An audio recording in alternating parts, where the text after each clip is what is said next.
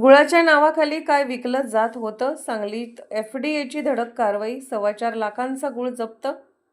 सांगलीच्या वसंतदादा मार्केट यार्डात गुळाच्या भेसळीचा धक्कादायक प्रकार समोर आला आहे.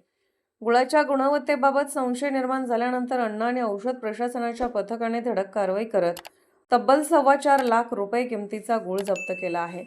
वसंतदादा मार्केट यार्ड परिसरात गुळाची तपासणी करत असताना अन्न आणि औषध प्रशासनाच्या अधिकाऱ्यांना काही गुळाच्या साठ्याबाबत संशय आला.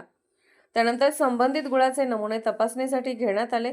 प्राथमिक तपासणीत गुळामध्ये भेसळ असल्याचा संशय व्यक्त करण्यात आला असून प्रशासनाने हा साठा जप्त केला आहे.